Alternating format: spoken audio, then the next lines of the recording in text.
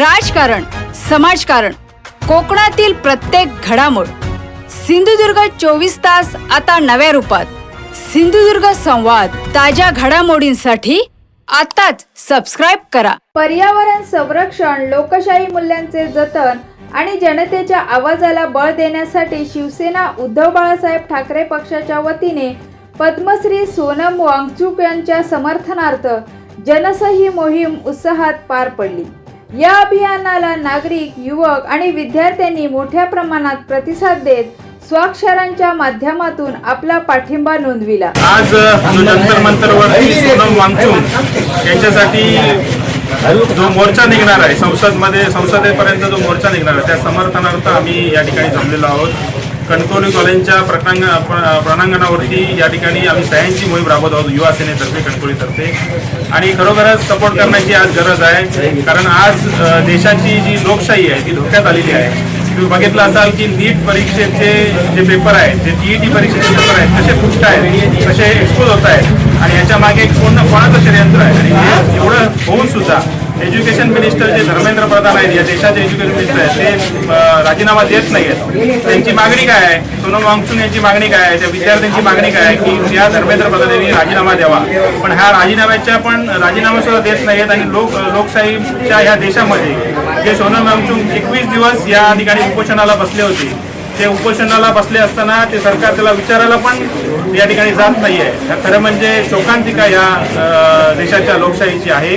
त्यामुळे ह्या समर्थनार्थ खूप लोक जिकडे तिकडे एकटवत आहेत. आणि ह्या एकटवण्यामागे कारण जे आहे की देशाची लोकशाही संपुष्टात आलेली आहे. अशा प्रकारचं वातावरण या 10-12 वर्षात झालेलं आहे. 10-12 वर्षामध्ये किती वेळा पेपर लीक होतात? जवळजवळ 4 ते 5 वेळा या ठिकाणी पेपर लीक होत आहेत.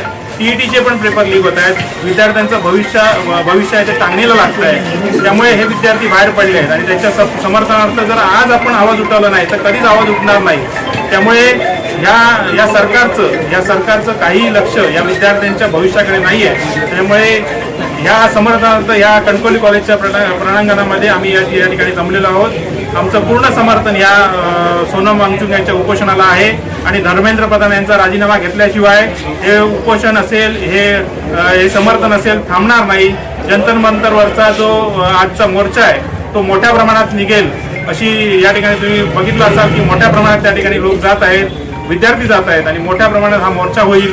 आणि ह्या मोर्चाचं रूपांतर मोठ्या लोकशाहीच्या रूपात होईल. आणि एज्युकेशन मिनिस्टरचा राजीनामा घेतल्याशिवाय हा मोर्चा राहणार. क्रांतिकाच आहे. मी पहिलाच सांगितलंय की लोकशाही या देशातली संपुष्टात आणण्याचं काम भाजप सरकारने केलेलं आहे. तुम्ही बघितलं असाल यांचेच वडील सोनम वांगचुक यांचे वडील ज्यावेळी उपोषणावर बसले होते त्यावेळी माननीय सन्माननीय त्यावेळेच्या पंतप्रधान इंदिरा गांधी यांनी त्यांचं उपोषण सोडलं होतं. महात्मा गांधी सुद्धा जेव्हा उपोषणाला बसायचे त्यावेळी सुद्धा इंग्रज या ठिकाणी उपोषणात तोडण्यासाठी किंवा उपोषण सोडण्यासाठी त्यांना विनंती करायचे.